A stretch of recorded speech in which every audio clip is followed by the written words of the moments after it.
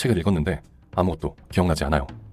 읽을 당시에는 와, 대박이다 하며 느낀 것도 많았고, 이걸 어떻게 적용할까 하며 생각한 것도 많았는데, 막상 책장을 덮고 며칠 지나니 남는 게 없습니다. 그래서 심지어 책 읽기 다 부질없구먼, 읽은 시간이 아깝다 라는 생각이 들기도 합니다. 남들은 독서로 인생이 바뀌었다는데 도대체 나는 왜 이런 걸까요? 그런데 사실 이는 평범한 우리만의 문제가 아닙니다. 저명하고 똑똑한 사람들도 같은 이야기를 하거든요. 그리스로 유명한 안젤라 더벅스 박사님은 한 팟캐스트에서 이렇게 이야기합니다. 저는 A Tree Grows in Brooklyn이라는 책을 사랑해요. 그래서 전도사처럼 추천하고 다닙니다. 그런데 사람들이 무슨 내용이에요? 라고 물으면 긴 침묵이 흐릅니다. 뉴욕타임즈 북 리뷰의 편집장이던 파멜라 폴은 책 에디션도 기억하고 커버도 기억하고 어디서 샀는지 혹은 누가 줬는지 물리적인 건 다 기억이 나요. 근데 끔찍하게도 내용이 기억이 안 나요. 라고 이야기합니다. 어떤가요? 한편으론 안심이 되죠? 나만 그런 게 아니라 똑똑하고 저명한 사람들도 같은 상황이니까요. 그래도 어쨌든 해결해야 하는 상황임은 틀림없습니다. 독서 자체가 즐겁기도 하지만 사실 우리는 책 속의 내용을 기억하고 내 삶에 적용하길 원하기 때문이죠. 그래서 오늘은 이 문제를 해결하기 위한 솔루션, 한번 읽은 책도 절대 까먹지 않는 방법에 대해 알아보겠습니다. 책, 외우지 않는 기억술과 나는 한번 읽은 책은 절대 잊어버리지 않는다를 참고했습니다. 시작합니다. 출발! 영상이 기대되시면 구독과 좋아요 눌러주세요.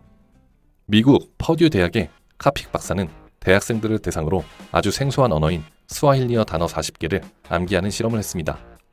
학생들 전체가 만점을 받을 때까지 반복했는데요.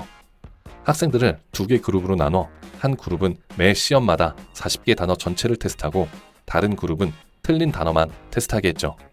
그리고 일주일 후 단어를 얼마나 기억하는지 조사했습니다. 결과는 어땠을까요? 40개 단어 전체를 테스트한 그룹이 2배 이상 높은 점수를 얻었습니다. 기억에는 인풋보다 아웃풋이 더 중요하다는 뜻이었죠. 여러 번 반복해서 글을 쓰거나 시험에서 그 지식을 활용하면 뇌는 이건 중요한 지식이구먼 이라 생각합니다. 그리고 중요하다고 인식한 지식은 측두엽으로 옮겨져 장기 기억으로 정착되죠. 반면 반복해서 사용하지 않은 지식은 중요하지 않은 지식으로 분류되고 하나둘씩 기억에서 사라집니다.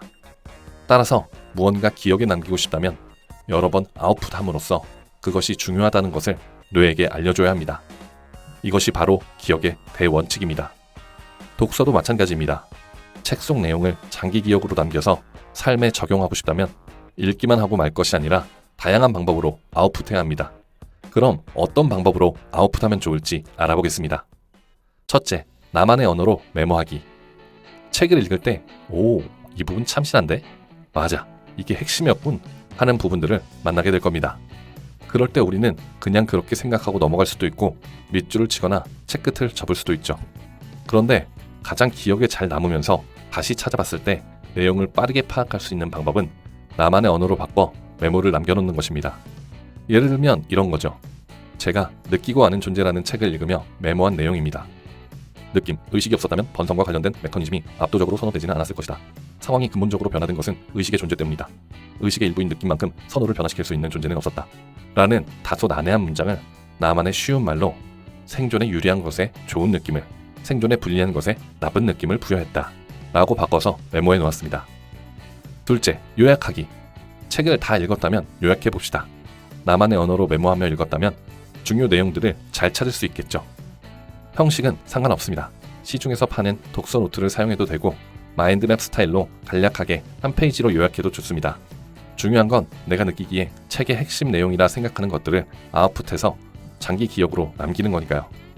셋째, 독서 토론. 도서관 독서 모임이나 유료 독서 모임이 꽤 활성화되어 있습니다. 이런 모임에 나가서 토론하는 것은 아주 좋은 아웃풋 방식입니다.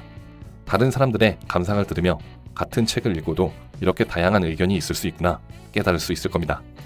그래서 나만의 해석에서 한 걸음 물러서서 새로운 시각과 영감을 얻을 수 있죠. 물론 토론 과정이 아주 좋은 아웃풋 과정이라 기억을 새기는 데에도 매우 좋습니다. 넷째, 소셜미디어에 책 소개하기. 독서 모임을 나가기 전에 인스타그램이나 페이스북에 읽은 책에 대한 감상이나 요약을 포스팅해 보는 건 어떨까요? SNS 특성상 긴 글은 올리기 쉽지 않습니다. 그래서 핵심만 잘 뽑아내어 올려야 하기에 요약 능력이 향상되는 결과를 얻을 수 있을 겁니다. 공간에 제약이 없고 시간이 많이 들지 않는다는 장점도 있습니다. 여기까지 책을 읽고 기억을 잘하는 실용 팁들을 알아봤습니다. 그런데 이런 방법들도 여건이 안 되거나 힘들다고 느끼는 분들이 계실 겁니다. 그런 분들에게 드리고 싶은 말씀이 있습니다. 상위 0.1% 학생들의 비밀에 대한 강연에서 김경일 교수님은 이런 이야기를 하십니다.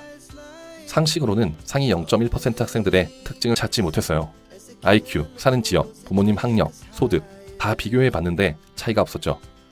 그런데 고민 끝에 찾아낸 차이가 있었습니다. 바로 메타인지였습니다. 쉽게 말해 내가 뭘 알고 뭘 모르는지 아는 지능이죠. 그리고 메타인지가 높은 아이들은 필연적으로 공부한 것을 설명하기를 좋아하고 많이 합니다. 심지어 꼴찌가 와서 물어봐도 친절하게 설명해주죠. 또 공부하고 나서 정리가 필요하면 자연스레 엄마를 불러 공부한 내용을 설명합니다. 제 생각에 이 설명하는 행동은 지금까지 말했던 아웃풋의 가장 쉬운 버전이 아닐까 싶습니다. 상위 0.1% 학생들은 자신도 모르게 가장 쉬운 아웃풋 습관을 가지고 있었던 것이죠. 그러니 말입니다. 만약 당신이 책 읽는 것만으로도 버거운 바쁜 삶을 살고 있다면 다시 말해 독서 노트에 시간 들여 요약하기도 힘들고 독서 클럽 등록하고 참여하기도 어렵고 소셜미디어에 독후감 쓰기도 귀찮다면 그냥 친구들에게 혹은 가족들에게 떠들어 봅시다. 재미있는 이야기 해준다며 떠들어 봅시다. 너 혹시 이거 아니? 뭔데? 오늘 어떤 책을 읽었는데 이런 신기한 사실이 있더라. 이렇게 설명하는 과정에서 당신의 뇌는 책 속에서 감명받았던 중요 내용들을 깊숙이 새길 겁니다.